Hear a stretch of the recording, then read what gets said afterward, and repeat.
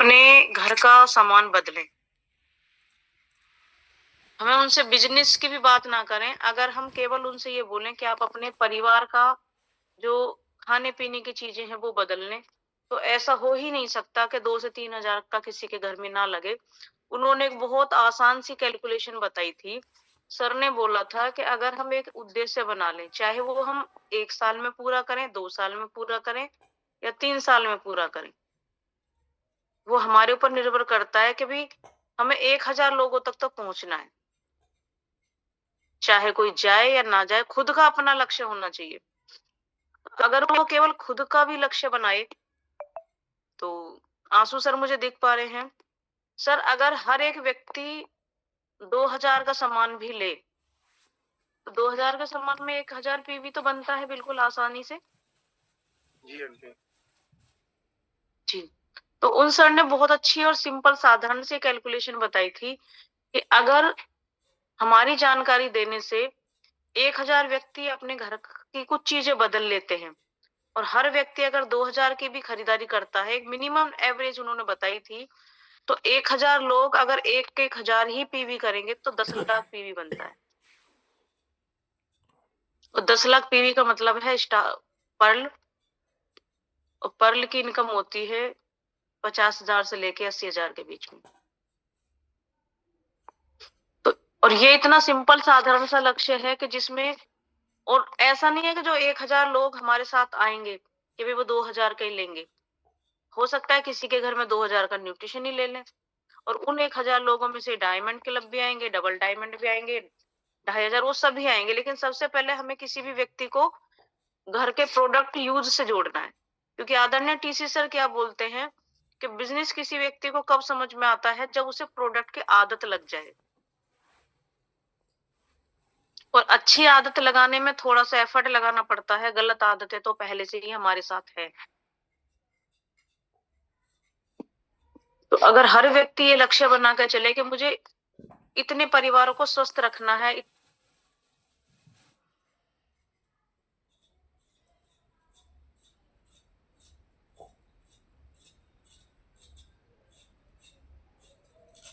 यहाँ हम लोगों के बिज़नेस में हैं और ये यहाँ जो हमारी कमाई है, वो सबसे पहले हमारे लोग हैं। यहाँ हमें लोग कमाने हैं, बिज़नेस तो वो अपने आप करेंगे। तो मुझे दिख पा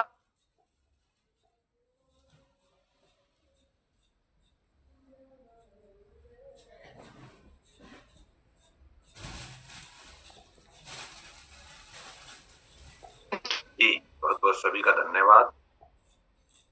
और ये एनर्जेटिक लोगों का बिज़नेस है, तो एनर्जेटिक लोग बैठे हैं सामने और सब रज़ाई में बैठे हैं, सबसे अच्छी बात है। सर्दी का मौसम है, बचाव ज़्यादा करें। मैं खुद भी रज़ाई में ही रहता हूँ सुबह-सुबह, टेंशन ना लें। ज़रूरी नहीं है कि हम सब एक ही दिन में सब कुछ बन जाएँगे।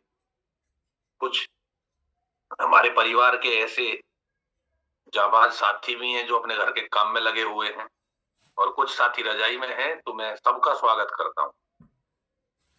बस हमें एक ही चीज़ को समझना है, नए लोगों का सही स्टार्टअप कैसे कराएँ। क्योंकि वो सही से स्टार्टअप नहीं हो पाता तो गड़बड़ हो जाती है। बहुत सारे साथी हमारे इस बिज़नेस में नए आ रहे हैं,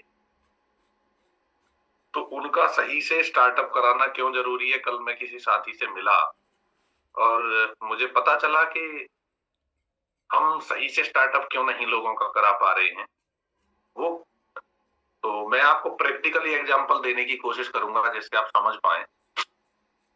कई बार हम क्या करते हैं कि जब किसी साथी को जॉइन कराते हैं, तो उसके बाद हम कहते हैं सर आप हमारी ज़ूम मीटिंग में आ जाओ। सुबह की हो सकती है, अब सुबह टाइम नहीं है। दोपहर की ज़ूम मीटिंग हो सकती है, दोपहर को टाइम नहीं है। शाम की ज़ूम मीटिंग हो सकती है, उसमें टाइम नहीं। अच्छा, कैसे उस इंसान को बिज़नेस में एक्टिव रखें? इसके लिए आप सीढ़ी का सहारा लें। सीढ़ी वो नहीं जिससे छत पे चढ़ा जाता है। कहीं लगा लो सीढ़ी यूँ कि जो उनके दर वो छत पे लगा करके अपने घर से एक लकड़ी की सीढ़ी ले गए। हमारे देसी भाषा में उसे उसे नसैनी भी कहते हैं, पर कहीं वो ना ले जाएँ उसके घर पे खड़ी करने के लिए। सीढ़ी का मतलब है हमारे पास कुछ वीडियोज़ हैं, कुछ ऑडियो है, उन्हें एक एक करके भेजें, छोटी छोटी सीडी भेजें। सबसे पहले किसी भी साथी को आपको मोटिवेट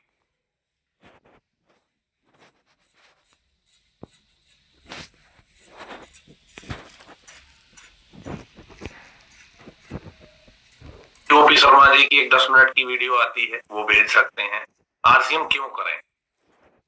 उसके बाद उन्हें भेजें राकेश शर्मा जी की 9 मिनट की वीडियो, साइकिल से लेकर के और मर्सिडीज तक का सफर, 9-10 मिनट की वीडियो है। यानी रोज एक सीडी आपको भेजनी है और भेज करके उन्हें बताना, सर ये सीडी आपको जब भी समय मिले सुनना है, जब भी समय मिले।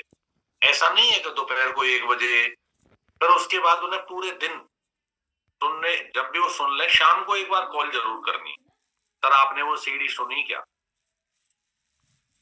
अगर वो कहते हैं सुनी तो ओके, फिर उनसे पूछिए सर क्या समझ में आया। अगर वो कहते हैं कि नहीं सुनी तो उन्हें फोर्स ना करें, आपको एक ही बात कहनी है, कोई बात नहीं सर आज समय नहीं मिला, कल समय निकालना। दूसरे दिन फिर वही आपको प्रोसेस अपनाना है। जब तक वो उस सीडी को सुन ना लें, अगली सीडी आपको भेजनी नहीं। और जैसे ही वो सीडी को सुन लें, फिर उनसे कहें सर मैं एक सीडी और भेज रहा हूं, इसे आज सुनना है जब आपको समय मिले। यानी आपको सामने वाले की सहूलियत के हिसाब से समय निकलवाना है। पहले उनके माइंड को सेट करना है कि आरसीएम क्यों करना है। हमारे पास कई दिग्गज, हमारे जो कोर लीडर्स हैं, उनकी सीडी पड़ी हुई है आरसीएम क्यों करें, जिसमें दिनेश चौधरी जी की वीडियो 10 मिनट की आती है, आरसीएम क्यों करें, राकेश शर्मा जी, रवि ओपी शर्मा जी, मुकेश कोठारी। अगर आपने ये काम 4 दिन किसी भी नए साथी के साथ कर दिया तो आपके उस साथी के अंदर माइंड में कुछ खलबली मचेगी कि आरसीएम क्यों करना चाहिए, क्योंकि उन्होंने बिल्कुल टारगेट पॉइंट पे बात की है कि आरसीएम क्यों करें। उसके बाद उन्हें फिर आपको थोड़ा अंदर से किसी चीज के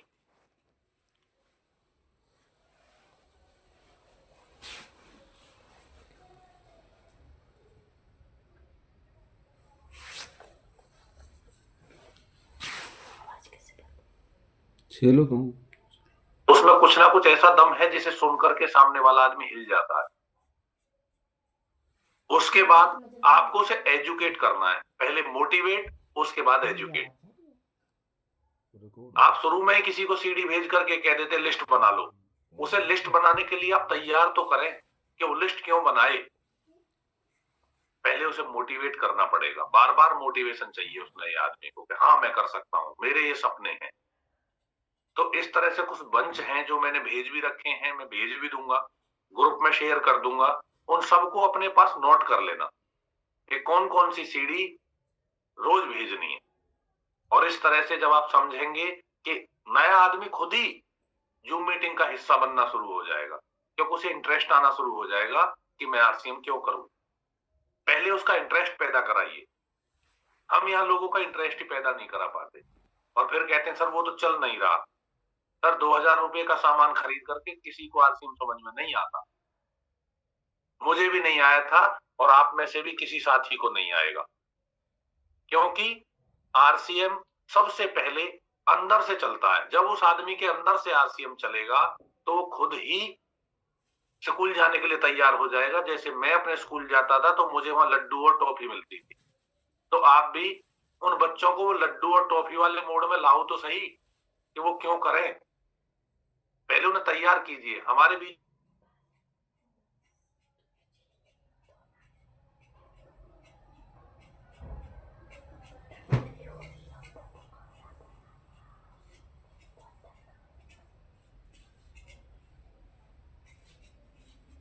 बोले एक बार, हम नए आदमी से आपको इंट्रोड्यूस कराना चाहते हैं, मुझे नहीं पता किस नाम से इनकी आईडी है। आप माइक खोलिए।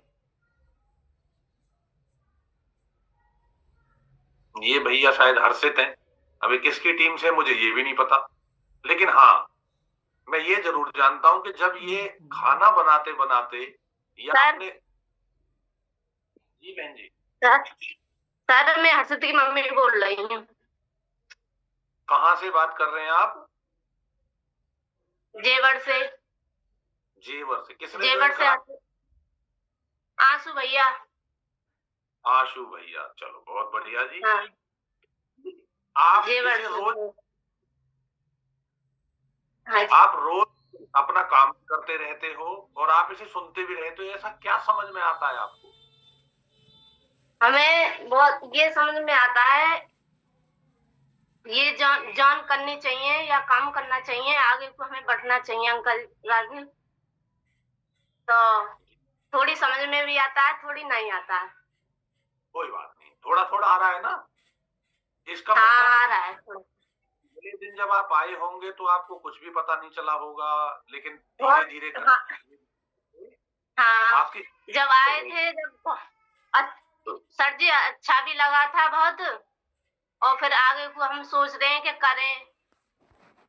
जी जी, बहुत बढ़िया बहुत बढ़िया, धन्यवाद। आप माइक बंद कर लीजिए आप अपना।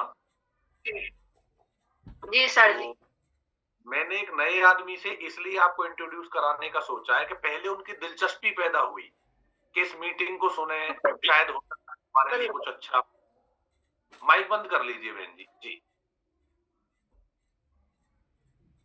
सर जी आप अनम्यूट कर। उसके बाद उन्होंने खुद ने अपनी दिलचस्पी इसमें दिखानी शुरू कर दी।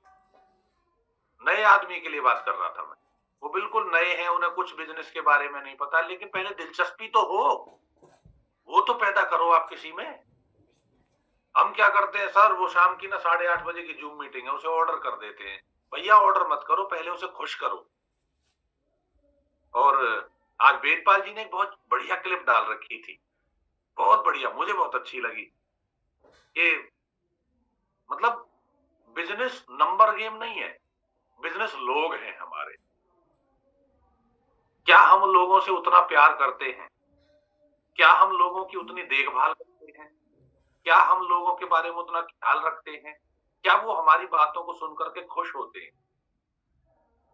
कई बार जाने अनजाने मेरे से भी बहुत गलतियां हो जाती हैं, कई बार मैं बहुत कठिन बोल जाता हूँ, कड़वा बोल जाता हूँ।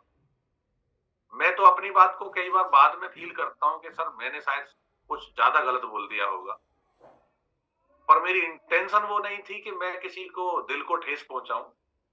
मैं सबके सामने कह रहा हूं, कोई भी बात मेरी बुरी लगती है तो अपने छोटे भाई, बड़े भाई, माँ बाप की तरह मान करके मुझे माफ कर दिया करो कि हो सकता है ये बात मेरे भले के लिए कही जा रही। क्योंकि सतीश पंडित जी एक ही बात कहते हैं, अगर सामने बढ़ के आपने अपने है ना, एक उन्होंने बड़ी बढ़िया वो बना रखी है, एक सीढ़ी है जिसमें वो कहते हैं क्षमा दान, गजब की सीढ़ी है। अगर आप उसे सुनेंगे तो आपको महसूस होगा कि गलतियां सबसे होती हैं, कोई भी है, क्योंकि हम मनुष्य हैं। हो सकता है मैं भी कोई बहुत बड़ा यहाँ खिलाड़ी नहीं हूं, मैं मुझे सब कुछ आता है, मैं बहुत ज्ञानी हूं, नो, मैं भी आप ही की तरह का एक स्टूडेंट हूँ, सीखता हूँ रोजाना, आपसे बहुत कुछ सीखता हूँ, बड़े लोगों से सीखता हूँ, गुरुओं से सीखता हूँ। तो मैं भी तो इंसान का ही बच्चा हूँ, तो कहीं ना कहीं इंसान के बच्चे से जब सब गलतियां होती हैं तो मेरे से भी तो हो सकती हैं। तो मैं तो आगे बढ़ के क्षमा मांगता हूं कि भाई कोई गलती हो गई है तो उसे भूल करके आगे बढ़े। हर आदमी यहाँ पर ऐसा ही है, पर जो भी बात यहाँ बोली जाएगी वो सबके भले के लिए होगी, इसको समझना जरूरी है। हो सकता है उसमें कुछ कड़वापन भी हो, उसमें मीठापन भी हो, तो उसे सुन करके आप आगे अपने जीवन में आगे बढ़े। तो नए साथी की तैयारी हमें क्या करनी है, उस पर मैं थोड़ा बात कर रहा था। नए साथी के अंदर आपको कुछ पहले आग भरनी है और फिर उसके बाद उसमें थोड़ा सा एजुकेशन का तड़का लगाना है, और जैसे ही एजुकेशन का तड़का लगेगा तो हमारी दाल फ्राई बन जाएगी, यानी कि वो लोग अच्छे हो जाएंगे। यही मुझे आपको बताना था। बाकी की कार्रवाई के लिए मैं बुला लूं सर को आगे। रघुराज सर हमारे बीच में 2-3 दिन से वो शायद थोड़ा इशू था, दिक्कत चल रही थी सर के साथ। अभी शायद तबीयत ठीक है, मेरे हिसाब से काफी अच्छे महसूस कर रहे हैं अपने आप में। तो आइए सर, मोस्ट वेलकम, स्वागत है आपका। सर विष्णु भाई शायद कुछ कहना चाहते हैं, हैंड रेस है विष्णु भाई का। हाँ आइए विष्णु जी। जी सर जी, बहुत बहुत धन्यवाद।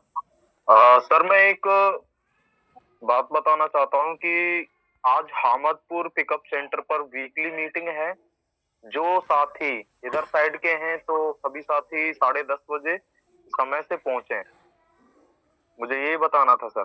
धन्यवाद गुरुदेव जी। Welcome sir. जी सर, बहुत बहुत धन्यवाद। और अभी सर ने बहुत अच्छी बात कही कि मोटिवेशन एजुकेशन, जब तक इंसान मोटिवेशन नहीं होगा वो एजुकेशन की तरफ नहीं चलेगा। तो हमें नए साथियों को उस हिसाब से मोटिवेशन करके एजुकेशन की तरफ लेके जाना है, क्योंकि एक्शन भी तभी करेगा जब वो इन दो प्रोसेस से गुजर जाएगा।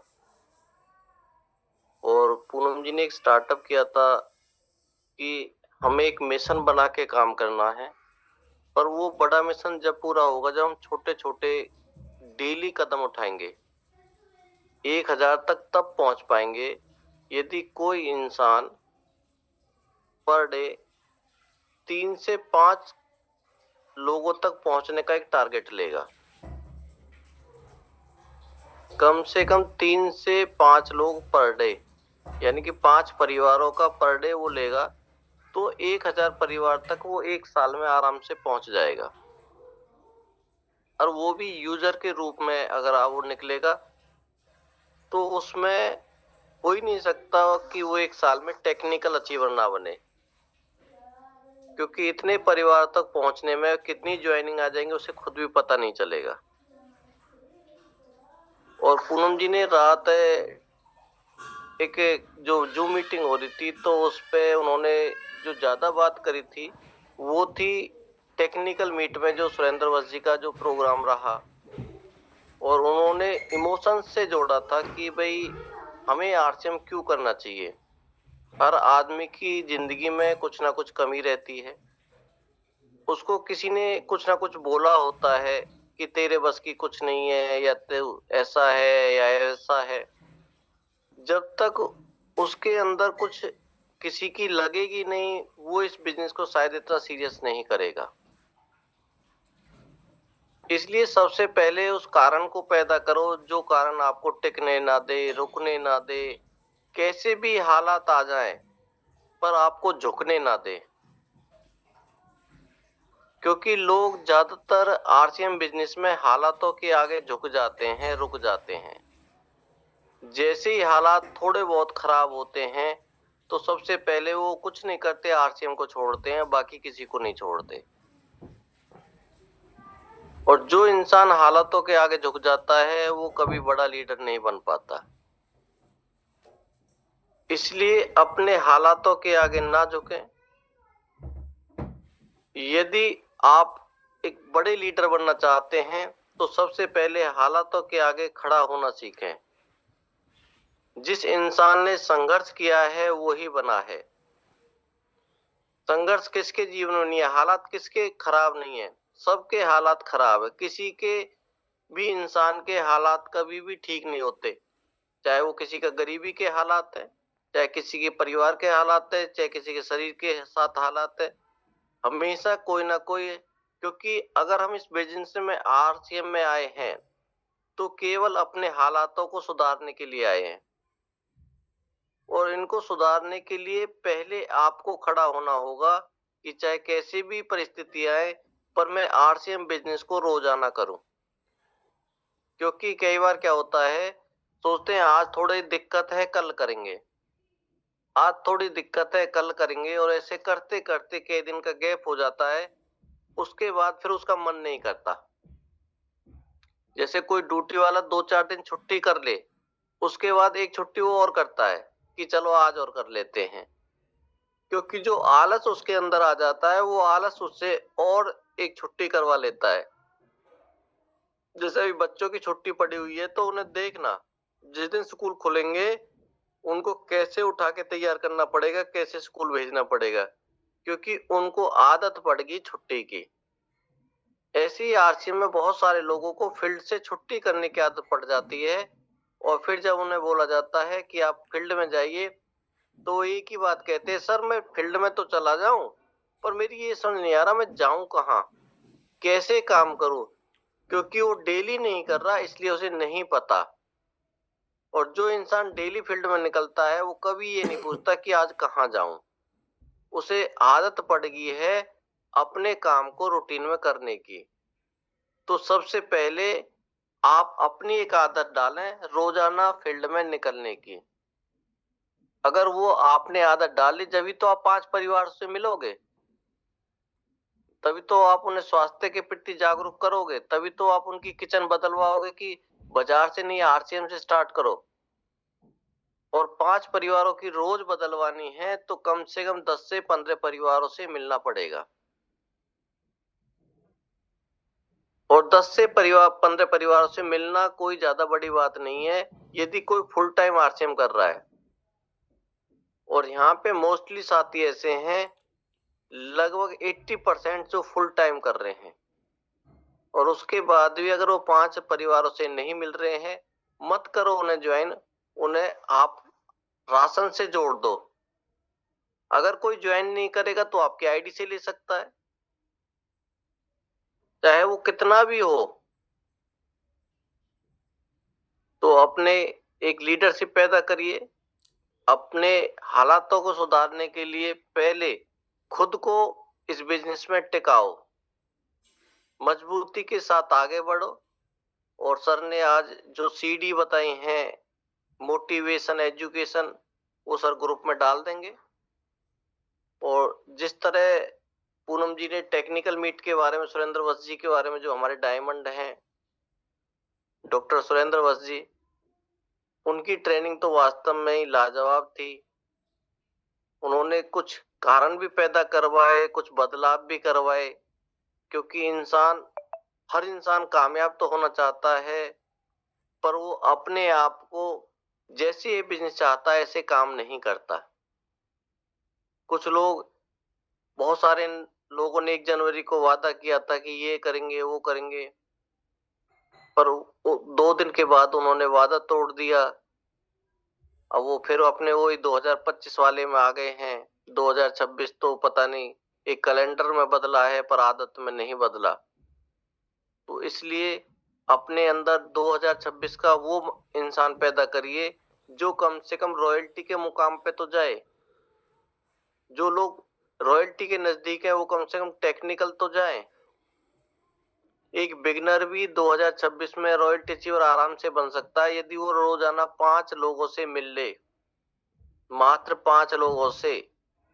और हमारे बीच में बहुत सारी महिलाएं हैं जो ग्रुप से जुड़ी हुई हैं, क्या वो डेली 5 महिलाओं को जानकारी नहीं दे सकती? उनके पास तो गांव के गांव हैं, फिर पता नहीं क्यों 5 महिलाओं को रोजाना वो जानकारी नहीं देती। हमारे बीच में रामरती जी हैं, शायद उनके पास कई गांवों के वो हैं। रामरती जी, आपने तो मुझे लिस्ट भी बना के दी है, क्या 5 महिलाओं को रोज जानकारी नहीं दे सकते?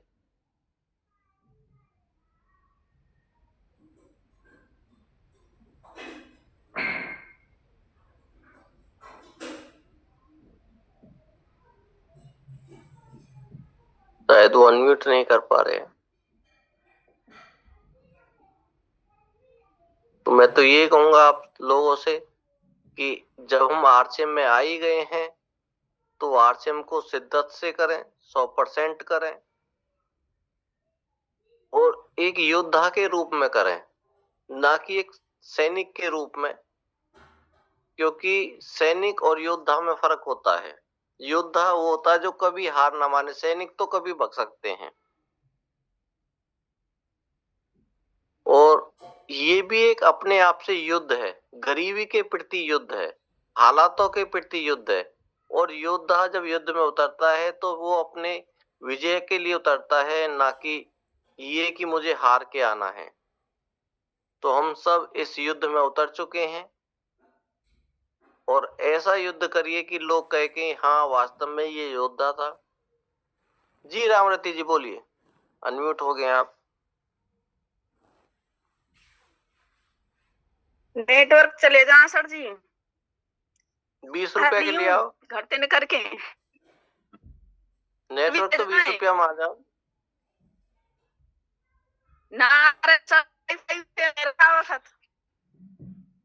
जी जी, चलिए कोई बात नहीं, आपके शायद वहां नेटवर्क इशू रहता है, कोई बात नहीं। बाकी मैं यही कहूंगा कि जैसे आप ग्रुप से जुड़े हुए हैं पर डे 5 से 10 महिलाओं को उनको जानकारी देना चालू करिए, क्योंकि उनमें से ही आप निकल के आए हैं, उनमें से ही दिनेश जी निकल के आई हैं, उनमें से बहुत सारी एक्टिव महिलाएं निकल के आई हैं। जब आपके पास एक कॉमन है, आपके पास नेटवर्क, तो उस नेटवर्क में से ही लोगों को लेके आइए।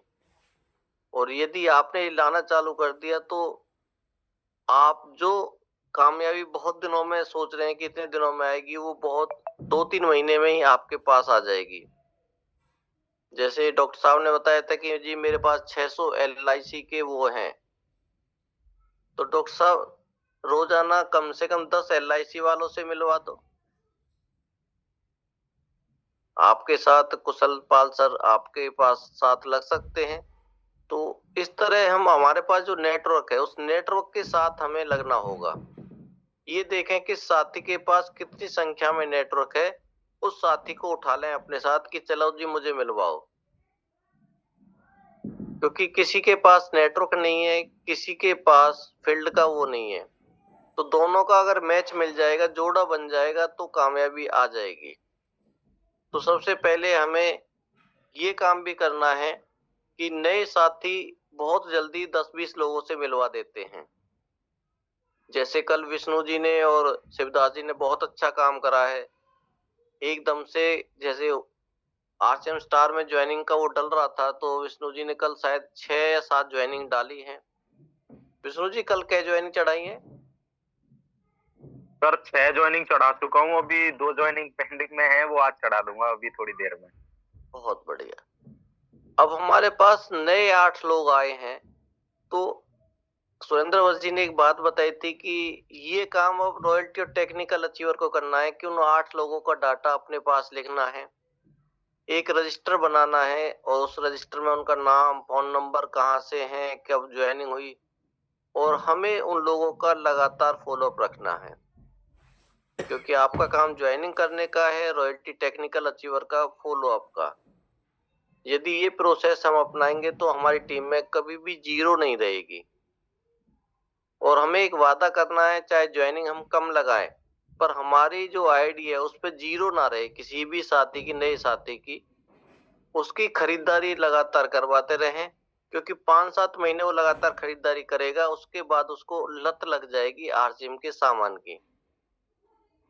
क्योंकि RCM के सामान का भी एक ऐसा हुआ है जिसको ये लत लग जाती है, वो किसी दूसरी कंपनी का प्रोडक्ट यूज नहीं करता, क्योंकि उसे अच्छा ही नहीं लगता। तो सबसे पहले जो पूनम जी ने स्टार्टिंग बोला था कि कम से कम हम उन लोगों को RCM के सामान के यूजर बनाएं। जब वो सेटिस्फाई यूजर होंगे तो हमारे बिजनेस में आसानी से आ सकते हैं। बाकी सर CD डाल देंगे और सीरियल वाइज उन्हें आप भेजते रहें नए साथी